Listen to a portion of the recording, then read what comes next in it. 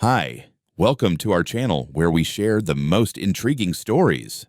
At dawn, Calvin Maddox found tire tracks slicing through his cornfield, and by nightfall, a full-blown gravel road with a locked gate stood where crops once grew. What began as trespass turned into arson, forgery, and a brutal war over land, lies, and justice. This was personal. I woke up before dawn the way I always do, when the fog is still hugging the ground and the world hasn't yet remembered it's supposed to be loud. It's my favorite time of day on the farm. The silence, the cold bite of the air, the smell of soil that's still asleep. I poured myself a mug of strong black coffee, stepped out onto the porch, and let the wood floor creak under my boots while I surveyed the fields. Everything looked the way it should. Orderly rows of freshly planted corn stretching across the northern field like a green army marching into the future, except something didn't sit right. At first, I thought my eyes were playing tricks on me. Then I saw it clearly, two deep, ugly tire tracks carving through my young corn in a crooked arc. I felt my stomach twist. I walked out there, the dew soaking through the cuffs of my jeans, and crouched beside the tracks. The soil was pressed down hard. Someone drove something heavy through here, and not just once. The tracks cut a clean path from the western tree line straight into the heart of the field, then veered off toward the fence. I knelt and touched the dirt. It was still moist from last night's rain, and the impressions were sharp. Whoever did this did it recently. I muttered a curse under my breath and stood up, scanning the horizon, but there was no one. No lights, no engine noise. Just birds waking up and my heartbeat thumping in my ears. I tried to convince myself it was some careless joyrider, maybe a kid on a four-wheeler cutting through the acreage after dark. It wouldn't be the first time someone treated other people's land like a free amusement park. Still, it bothered me. So after breakfast, I grabbed a couple of reflective stakes and marked the area, then set up one of my motion-activated trail cameras facing the field. I figured I'd catch whoever it was if they tried it again. That should have been the end of it. One more annoyance in the long list of annoyances that come with owning a farm. But 24 hours later, I realized I'd underestimated the level of stupidity I was dealing with. The next morning, I drove the pickup out to the field to check the cameras. I didn't even get out of the truck before I saw it. At first, I thought I was hallucinating. Then my brain caught up. Someone had laid a strip of bright gray gravel straight across my cornfield. Not a pile, not a tire rut. A road. A smooth, wide, professionally graded road that sliced through my rows like a fresh open wound. It ran from the edge of my property line, bordering the land owned by Jeremy Short, right through the middle of my field, and ended in a brand new iron gate installed at the far end. A mailbox stood beside it, shining in the morning light like a middle finger raised at me. I got out of my truck so fast I almost tripped. I walked the length of the gravel, kicking at it, cursing under my breath. This wasn't kids. This wasn't an accident. This was deliberate. Someone, no Jeremy, had taken it upon himself to build a driveway right through my land, as if it were a public easement, as if my father's blood and sweat that built this farm meant nothing. I yanked the gate open, but it was locked. Heavy chain, new padlock. My jaw clenched so hard it hurt. My pulse hammered in my head. I pulled off my gloves and inspected the posts. They were driven deep into the ground, cemented. He'd even installed decorative lanterns on either side. The arrogance was almost awe-inspiring. I knew Jeremy enough to know exactly where I'd find him. At around 9 in the morning, he'd be on his deck with a cup of overpriced coffee, scrolling through his phone like a man too important to stand on solid ground. He fancied himself some kind of visionary, local realtor, wannabe developer, talker of big dreams and small ethics. So I marched straight to his property line, through the makeshift driveway on my land, over the fence he never bothered to repair, and up to his fancy glass door. He turned when he heard me, eyebrows raised as if surprised I knew how to walk in a straight line. "Well, good morning, Cal," he drawled, wearing a smug smile and a robe that definitely cost more than it should. "You look upset. Coffee?" "Did you build a road through my field?" I asked, not bothering with niceties. He took a slow sip, stared at me with a look that landed somewhere between amusement and entitlement, and said, "Relax. I'm in the process of formalizing an easement. You don't really use that part of your land anyway, right? And this," he gestured dramatically toward the field, "actually increases your property value. Think of it as an upgrade." My hands curled into fists on instinct. "You don't touch my land without permission. Ever." He shrugged casually, the kind of nonchalant shrug that only comes from people who think the world owes them space. My lawyer says we're fine. Your dad and I had an understanding a while back, so just let the professionals handle it. You had no agreement with my father, I said through clenched teeth. He's been dead for 4 years, and even if he were alive, he'd never allow this.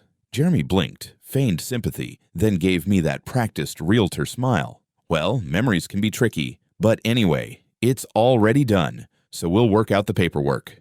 No need to get dramatic. I stepped closer, lowering my voice. You have until tonight to remove every rock of that gravel, every post, every bit of that gate, or I remove it myself. He laughed, actually laughed. Calvin, buddy, you're not really in a position to negotiate. Trust me, just let this go. Something in me snapped then, but I didn't let it show. I just turned around and walked away, already planning my next move. The next morning, before the sun had a chance to dry the dew, I was already warming up the Kubota. The clatter of the diesel engine echoed off the hills as I hauled the first load of galvanized steel posts, bags of cement mix, a gas-powered auger, and a pair of 20-foot-wide farm gates onto the back of the trailer. It wasn't the first time I'd built a gate on this land, but it was the first time I'd built one fueled by pure rage. I didn't eat, didn't drink, just loaded tools like a man arming himself for battle. By 7:30, I was back out at the gravel scar that Jeremy called a driveway. I didn't hesitate. I drove the auger into the soil 6 feet in from the edge of my cornfield, my property 100%, and started boring holes for the posts. One every 10 feet, reinforced with rebar and filled with fast-set cement. While the slurry hardened, I welded heavy-duty hinges to the central posts and mounted the steel gate. When it was done, I wrapped a thick logging chain around the latch and locked it with a padlock rated to hold back a grizzly. Then, just for emphasis, I zip-tied a waterproof plastic sign that read, "Private property, no access, not a public road." Underneath that, trespassers will be prosecuted. I stood back and admired my work. The gate sat square across Jeremy's fresh gravel like a defiant middle finger. It didn't just block access, it made a statement. You don't put boots on another man's soil and expect him to smile about it. Not in Indiana. Not on land my father spent 30 years cultivating with his bare hands. Around 11, I was tightening the bolts on the final gate brace when I heard a horn. I turned to see Jeremy's shiny black Escalade idling just feet from the gate, his window already down. He was waving at me with one hand and holding his phone with the other. "You're really going through with this?" he shouted, incredulous. "What the hell is this supposed to prove?" I stood up, wiped my hands on my jeans, and walked toward the gate. "It proves I don't negotiate with people who lie and steal, Jeremy." "You're going to regret this," he said, the fake friendliness gone from his voice. "That gate is on the road I built. You're interfering with access. I'll have you in court by Friday." I leaned on the gate and looked him dead in the eye. "This gate is on my land. Your gravel isn't just trespassing, it's criminal damage. Call whoever you want. But you and your contractor better start digging that crap out before I do it for you. With a backhoe." Jeremy revved the engine, then slammed it into reverse and peeled back toward his lot, kicking up dust and tiny bits of gravel like a toddler, throwing a tantrum. I didn't smile. I just pulled my phone from my pocket and texted Sheriff's Deputy McClendon, who I'd gone to high school with. I figured I'd rather be ahead of the story than behind it. By the time the county patrol car rolled up, the afternoon heat was already pressing down hard. Deputy McClendon stepped out, adjusting his utility belt, and shook my hand with a slight smirk. "He's really trying this, huh?" "He built a goddamn road through my cornfield," I said. "Didn't ask. Didn't warn me. Now he's screaming about easements and threatening legal action." McClendon nodded.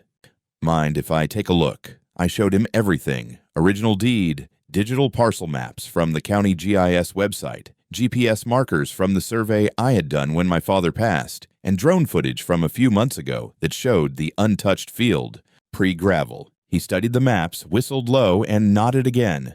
"Well, he's in for a bad time," McClendon said. "That driveway's square on your land. No public easement, no right-of-way, no nothing." And from the look of the gravel spread, I'd say he hired someone to do it properly, which means he's got invoices, permits, maybe even insurance paperwork. All of which are going to look real interesting in a trespass case. "Can you get him to remove it?" I asked. "Not directly," he replied. This is a civil issue, but if he keeps using it or tries to tear down your gate, then we're in criminal trespass territory. You did the right thing locking it up. Just document everything." I nodded, though part of me wanted to do more than document. Part of me wanted to drag a scraper over the entire gravel path and dump it in his koi pond. Later that evening, as the sun dipped behind the Hogback Ridge, I poured myself a glass of bourbon and sat on the porch staring out at the gate. It looked good, like justice with a steel frame, but I knew the fight wasn't over. Jeremy was too arrogant, too connected, and too damn entitled to let this go. Men like him never stop when they're wrong. They double down. And I had the sinking feeling he'd already started. 3 days later, a certified envelope landed in my mailbox like a snake coiled in paper. I didn't need to open it to know what it was. Still, I brought it inside, laid it on the kitchen table like a corpse, and sliced it open with the same pocket knife I used to cut baling twine. Inside was exactly what I expected, a civil complaint filed in Monroe County Circuit Court with my name front and center. Plaintiff, Jeremy D. Short. Defendant, Calvin Maddox. Damages sought $75,000. I read it slowly, line by line, feeling the heat rise under my collar with every paragraph. Jeremy was claiming that I had intentionally blocked access to a mutually agreed upon private easement, causing him financial harm, loss of real estate value, and undue emotional distress. He also alleged that my installation of the gate caused damage to irrigation infrastructure and electrical supply lines that had supposedly been laid in anticipation of construction. My eyebrows nearly shot off my forehead. Irrigation, electrical supply lines. The only thing buried under that field was topsoil and fertilizer. There were no pipes, no wires, and absolutely no agreement. The last 2 pages contain the pièce de résistance, a scanned copy of a handwritten agreement dated roughly 6 years ago, allegedly signed by my late father, Walter Maddox, granting Jeremy Short the right to construct a private access road across the unused northern tract of our land. The signature was shaky. The date was before my father's stroke, but after his memory had started slipping. I knew damn well my father had never written this. I had been managing the farm with him during those final years.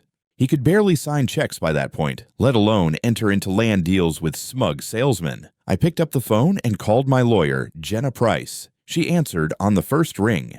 "Talk to me."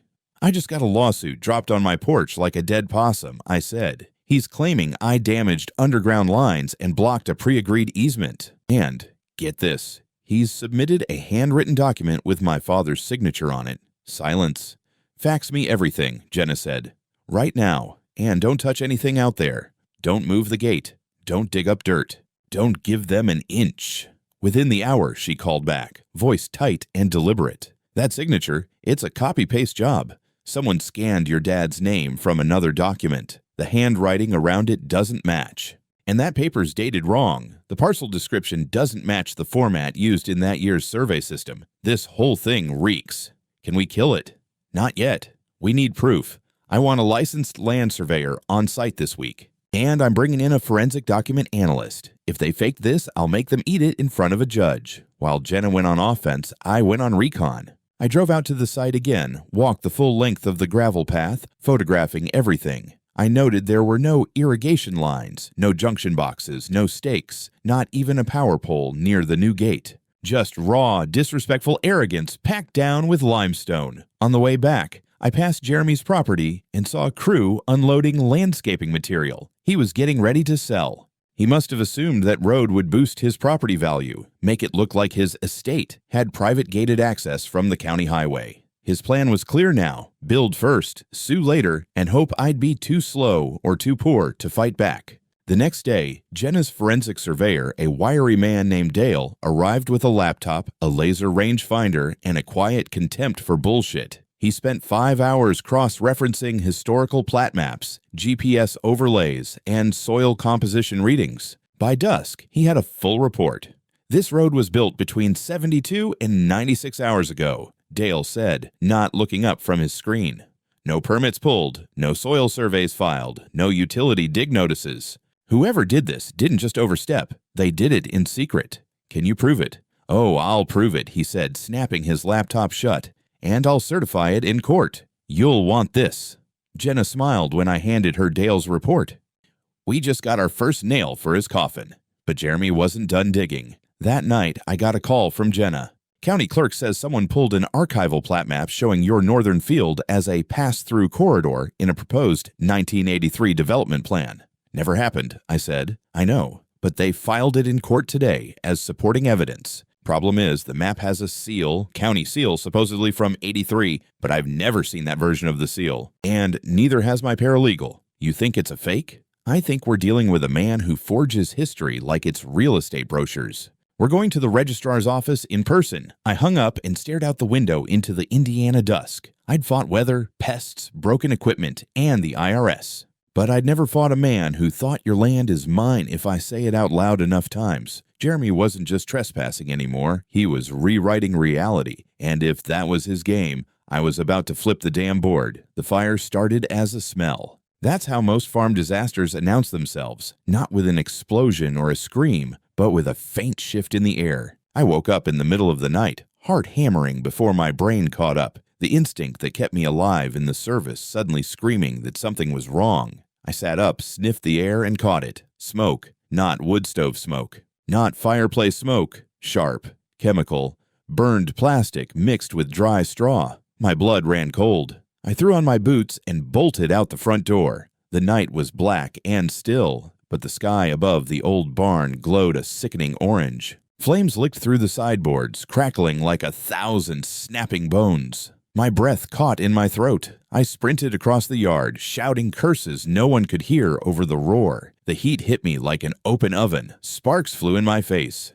I grabbed the long handle of the barn door and yanked, but the metal was scorching hot. I backed away, shielding my eyes. I didn't think. I acted. I sprinted to the pump house, slapped the emergency valve, and cranked the old fire hose to full pressure. Water blasted out, hitting the flames with a hiss, steam billowing into the air. My pulse hammered with each sweep of the hose. I shouted for more pressure and prayed the old pump wouldn't give out. I could hear the siren of the volunteer fire crew finally wailing in the distance, but by the time they pulled up, the front half of the barn was already gone. 2 firefighters jumped out. Cody and Mike, both good men who'd known me since high school. They didn't waste time asking questions. One took over the hose while the other started spraying foam. The rest of the crew rolled in seconds later.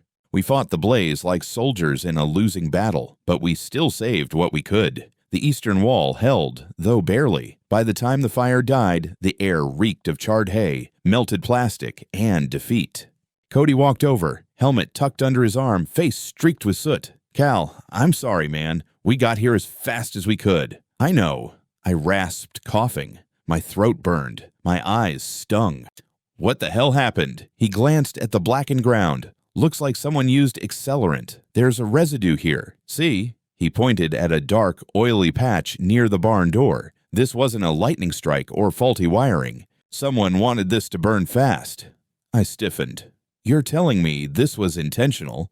Cody looked at me grimly. "We can't say that officially until the investigators run their tests, but yeah, it looks bad." The sheriff's deputies arrived next, their cruiser lights painting the barn ruins blue and red. Deputy McClendon stepped out, jaw clenched, eyes already scanning the perimeter. He took statements, snapped pictures, collected a half-melted plastic gas can from the debris. When he finally walked over to me, I was leaning against the fence, exhausted, arms shaking without my permission. "You okay?" he asked. "Define okay." He exhaled slowly. "We'll run prints on the can, check for any camera footage around the county road. I'll file this as suspected arson." I nodded, but there was a storm brewing inside me, a cold, controlled storm. "This wasn't random," I said. "You know it." "I know it." McClendon didn't argue. He just said, "Document everything. Don't do anything stupid." I didn't reply. My eyes were fixed on the smoldering wreck of the barn. The same barn where my father taught me how to mend fencing, where we stored seed, where I used to sleep in the loft as a kid listening to rain on the tin roof. Now it was a black skeleton. When the last of the lights faded and the fire crew rolled out, I walked the perimeter with a flashlight. I scanned the dirt, the fence line, the trees. That's when I remembered the trail cam I installed near the well, high up on a pole, angled to cover the northern side of the property. I nearly ran to the pump house, heart pounding. I pulled the SD card from the camera, slotted it into the reader in my truck, and replayed the footage. Most of the night was still and empty until the timestamp hit 2:17 a.m. The screen lit up with headlights, bright, steady, unmistakable. A pickup truck eased along the tree line just out of view of the main house. It paused for a moment near the barn. The silhouette matched the body shape of a Ford F-Series, newer model, the same kind of truck Jeremy drove. I froze the frame, zoomed in. The resolution wasn't perfect, but I caught a moment where the headlights panned across the chrome grille. I knew that grille. I'd seen it up close when Jeremy parked his shiny toy in front of my gate 2 days ago. I felt a cold surge of fury, so sharp it almost made my vision go white. The next morning, exhausted but wired, I drove into Bloomington and marched straight into Jenna Price's office. She looked up from her desk, eyes widening when she saw my face. Jesus, Cal, what happened? Barn fire, last night. I dropped the flash drive onto her desk. This is footage from 2:17. That's his truck. She plugged it into her laptop and watched. Her expression hardened with each second of video. When it ended, she leaned back, arms crossed. "All right," she said, voice low and steely. "We're done playing defense. I'm filing a counterclaim today. Trespass, falsification, criminal mischief, and now, suspected arson. Jeremy is going to wish he'd never set foot on your land. You think we can prove it? We don't need to prove arson today. We just need enough to make the judge take us seriously. And believe me, this video, combined with that fake easement and the fraudulent map, it's enough to open every door we need." I nodded. My jaw ached from clenching so hard. "Do it." She stood, grabbed her briefcase, and said, "This is going to get ugly, Cal. Be ready for the next punch." I stared at the burned barn still etched in my mind. I am ready. What I didn't tell her, what I barely admitted to myself, was that part of me wanted Jeremy to throw that next punch because I was damn sure I'd hit back harder. The first time I saw the county inspector's name on Jeremy's new court filing, I felt a chill. I'd been handed a fresh stack of documents from Jenna, and at the very top was a notarized affidavit signed by Ernest Blanche, Senior Land Use Compliance Officer for Monroe County. It read like a script written by Jeremy himself, full of phrases like customary access, implied servitude, and historic precedent for ingress. I read it twice, then a third time. It wasn't just bad policy, it was a blatant lie. According to Blanche's statement, Jeremy had been using the access route across my field for over 2 years with no objections. He also claimed that my late father, dead 4 years now, had verbally agreed to the driveway in question. I stood there in the middle of my kitchen, fingers clenched on the countertop, trying to breathe. My father never agreed to that. That path didn't even exist until 6 weeks ago. I drove straight to the county office, walked past the front desk like I owned the place, and asked to speak with Blanche. The woman at the counter blinked and told me he wasn't available. I could make an appointment. "No need," I said. "I'll wait." She didn't argue. 15 minutes later, Ernest Blanche emerged from a side hallway, adjusting his tie and holding a coffee he clearly didn't want to spill. He froze when he saw me. His smile was thin and professionally fake. "Mr. Maddox," he said, "this isn't usually how—" "You lied," I interrupted. "On record, under oath. You submitted a false affidavit backing a forged easement." He held up both hands like I was brandishing a weapon. "Easy now. There's no need for threats. This was a routine interpretation of historical use. That access road didn't exist until last month, and I've got satellite imagery to prove it. My father's property boundaries are recorded, surveyed, and filed. You signed off on a statement about a verbal agreement with a dead man, and you did it under penalty of perjury." Blanche's confidence wilted just slightly. He glanced around, leaned in, and said, "Look, maybe it was a mistake. Maybe Jeremy misrepresented some of the facts, but that's not on me. I'm not the bad guy here. You took a $12,000 consulting payment from his Shell LLC 2 weeks before signing that affidavit." He went pale. Jenna had pulled the financials that morning. Turns out Jeremy was funneling money through a holding company listed as Fieldstone Ventures, and that company had wired a consultation fee to Blanche for property development review. No project name, no invoice, just a clean round number. She had bank records. Blanche stared at me, silent. I leaned forward. "I'm not here to argue. I'm here to give you a chance to explain this to the district attorney before I do."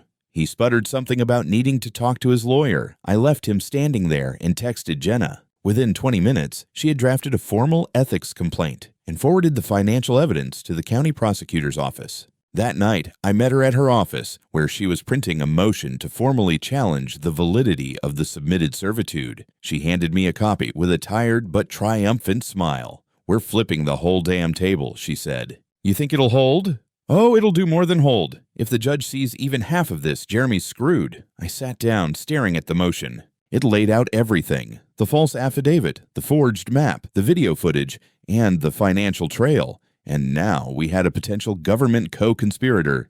"I think Jeremy is going to panic," I muttered. "Let him. We've got enough to bring the heat now, civil and criminal." I got home late. The farm was quiet, too quiet. My dog Dusty followed me around the house like he sensed something wrong. I checked every lock, every camera. I didn't sleep that night. The next day, a reporter called. Her name was Karen Fielding from the Hoosier Dispatch, a regional independent paper known for covering land disputes and shady developments. She'd gotten wind of the court filings and wanted to talk. Said someone from the county had tipped her off. I almost hung up, but something in her voice made me pause. Professional, but not invasive. Curious, but not nosy. "I've been covering this county for 15 years, she said. "And Jeremy Short's name keeps showing up whenever a property dispute smells rotten." I agreed to meet her at the gate the next morning. When she arrived in a battered Subaru with a camera bag over one shoulder, I half expected another amateur. But she was sharp, well prepared, and asked the right questions. She filmed as I walked her through the burnt remains of the barn, showed her the footage, the fake easement, the survey maps, and the court documents. She never interrupted, just listened, scribbled notes, and occasionally asked a precise question. "I'm going to run this story," she said when we were done. "Not just because it's important, but because it's happening all over this state. And people like Jeremy count on silence." "Then be loud," I told her. "I'm done staying quiet." When she left, I stood by the gate, watching the gravel road stretch toward the horizon. The same road he tried to claim. The same path I'd fought to protect. And deep down, I knew Jeremy wasn't done yet. It was 2 nights later when the dog started barking. Dusty bolted upright at the foot of my bed around 2 in the morning, his growl low and unfamiliar. I sat up, heart already pounding, and listened. There it was, a sharp metallic clang, then a muffled thud. Somewhere outside, somewhere too close. I grabbed the old Winchester from the gun locker, slid into boots, and stepped onto the porch. The farm was cloaked in darkness, save for the faint glow from the barn area. That glow wasn't natural, it flickered. I broke into a run. By the time I reached the barn, the flames had already taken hold of the old straw loft. My backup generator had kicked on the floodlight near the shed, and in that weak cone of yellow, I saw the source. An overturned gas can still dripping onto the ground, and beside it, scorched earth leading to a set of tire tracks in the dirt. Fresh ones. The old oak near the fence line gave me just enough elevation. I spotted it, Jeremy's silver Ram pickup, taillights blinking as it peeled away down the gravel road toward the highway. I didn't chase. Instead, I dragged the hose from the well station, yelling for Dusty to stay back, and started hosing down the edges, hoping to slow the spread until the volunteers arrived. My neighbor from 2 miles down, Dale Harper, showed up in a minute flat with a pump truck and helped me contain it. But half the barn was already gone. The sheriff's deputy who took the report wasn't the same one who'd responded during the driveway dispute. This guy, Deputy Flores, was younger but sharp. I showed him the melted can, the scorched tire marks, and most importantly, the footage. Because 2 weeks earlier, I'd installed a trail camera above the well house. It caught infrared at night, had motion activation, and snapped a beautiful grainy image of Jeremy's truck, license plate and all, creeping toward the barn at 2:17 a.m. Deputy Flores watched the footage twice and let out a low whistle. "You got yourself a pretty strong case, Mr. Maddox," he said, scribbling notes. "But arson's hard to prove unless we can tie him directly to the act. Truck ain't enough unless we can put him behind the wheel." "What about the gas can?" I held up the scorched metal cylinder, now bagged. "We'll test it," he said. "But let me be honest, small-town politics. You know how it is." "I'm done playing politics," I told him. "I want this bastard in court." He nodded. "Then document everything. Every nail, every board lost. We'll log it all." The next morning, I drove straight to Jenna's office. She looked exhausted, but when she saw the footage, something in her clicked. "That's the final straw," she said. "We file the counterclaim tomorrow. Arson, criminal trespass, falsifying public records, and intentional destruction of property." She drafted the suit like a scalpel, precise, methodical, lethal. Jeremy was about to face not just a civil counterattack, but potential felony charges. By the end of the week, we had everything filed, and then the news hit.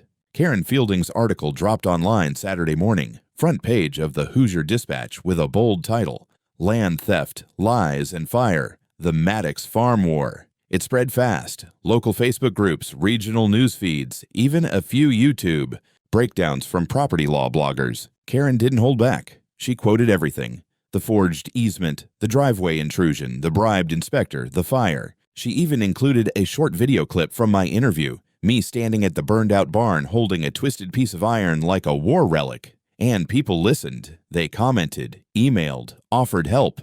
Former landowners, fellow farmers, even a couple state reps who'd fought similar disputes. The pressure mounted, and Jeremy. He panicked. On Monday, his office in downtown Bedford was shuttered. By Tuesday, Fieldstone Ventures' website went offline. And by Wednesday, the county prosecutor called Jenna. "We're moving forward with a criminal investigation," she said. Too many coincidences. Too much smoke. By Thursday, the sheriff's office, escorted by 2 DA agents, served a search warrant on Jeremy's office. They walked out with hard drives, file boxes, and a very angry man in a blue suit shouting about entrapment and overreach. I watched from across the street. Dusty sat beside me in the truck, tail thumping. And in that moment, I felt something I hadn't in weeks. Momentum. The fallout came fast. With the barn still smoldering in parts and Karen's article going viral, it wasn't long before county officials started scrambling. The sheriff's office began digging through years of Jeremy's land transactions, and things got messy real quick. Jenna called me into her office. She had a manila folder already open. The bribed inspector? Turns out he's on a few property deeds too. Jeremy was using his connections to push through permits and fake easements all over the county. Not just you. I leaned in. "So we're not the only victims." She nodded. "But you're the one with proof. Fire, forgery, fraud, all backed by surveillance. You've got the cleanest case. That means you're the one they'll rally around." That week, they raided Jeremy's house and storage unit. Reports said they found multiple altered maps, signed blank notary forms, and a burner phone full of texts coordinating these backdoor land grabs. Karen even got a leaked tip that he'd been trying to pressure an elderly landowner into selling under threat of eminent domain. Only problem, he wasn't the government. The DA called a press conference. Official charges, document forgery, filing false records, bribery of a public official, criminal trespass, attempted arson, and conspiracy to commit fraud. I watched the whole thing on my porch with Dusty beside me and a beer in hand. I couldn't help but smirk when they said bail was denied, but Jeremy wasn't going down without swinging. 2 days later, Jenna received an emergency motion from Jeremy's new defense team. They claimed I had interfered with an existing access agreement, had provoked violence, and, get this, manipulated public perception with intent to cause reputational harm. Basically, I was being sued for defending my own land too loudly. I expected Jenna to flip the table. Instead, she laughed. "This is desperation," she said. "We'll bury them with it." Still, it meant more legal fees, more court appearances, and more cameras showing up at the farm. One local outlet aired a segment showing the burned barn, my new gate, and a brief drone shot of the illegal driveway that had started it all. Then came something unexpected: support. Local farmers showed up with wood, helped rebuild the shed. A church group donated fencing supplies. Karen came by with a printed copy of her article and said, "You're not just a client anymore, you're the line in the sand." And maybe I was, because Jeremy's empire, it was crumbling fast, and I was still standing. The courtroom was packed. Reporters, residents, local officials, all of them crammed into the old county building that suddenly felt too small for the weight of what was about to happen. Jeremy sat at the defendant's table in a tailored suit that didn't quite fit the occasion anymore. His smirk was gone. His lawyer looked like he hadn't slept in days. I took the stand with a calm I hadn't known I still had. Jenna had prepped me like a soldier before a mission. Stick to the facts. Don't take the bait. Don't editorialize. Just the truth, steady and solid. I described the tire tracks, the gravel laid without permission, the surprise gates and mailbox. I showed the deeds, the maps, the drone footage. Then came the footage from the camera by the well, the unmistakable shine of Jeremy's headlights, the silhouette stepping toward the barn, the flash of ignition. Jeremy's attorney tried to argue the video was inconclusive, but when the DA followed with GPS data from Jeremy's own truck, pinged near the barn at 2:17 a.m., the courtroom shifted. You could feel it. The oxygen changed. Then came the inspector. He folded almost instantly under pressure, especially after being shown the financial transfers from Jeremy's LLC through a shell company. The judge raised an eyebrow so high I thought it might stay that way permanently. The inspector admitted to processing certain applications outside standard procedure and accepting consultation fees without disclosure. The courtroom murmured. The judge ordered silence. After 5 days of testimony, deliberation took 4 hours. Jeremy was found guilty on all major counts: forgery, criminal trespass, conspiracy to commit fraud, attempted arson, and bribery of a public official. He was sentenced to 14 years. The inspector got 8. The courtroom didn't cheer, it just exhaled. Then came the civil ruling. The judge awarded me $730,000 in compensatory and punitive damages, restoration of property, legal costs, the whole 9 yards. Outside the courthouse, I gave a statement to the press. This wasn't about revenge, I said. It was about the line between what's yours and what's not, and what happens when someone thinks they're too important for permission. A year later, that line is still where I left it. The illegal driveway is gone, replaced by fresh corn rows. The barn's rebuilt, bigger and better. The nursery Karen suggested is thriving. She even wrote a second article titled Roots of Justice, all about how small landowners push back against big egos. She moved in last spring. Last week, I took her out behind the new greenhouse to the spot where Jeremy's fake gates once stood. I dropped to one knee with a ring I'd been carrying too long. She said yes. So, now there's a sign at the edge of the field. Private property, no trespassing, no exceptions. And below that, in smaller print, especially realtors named Jeremy.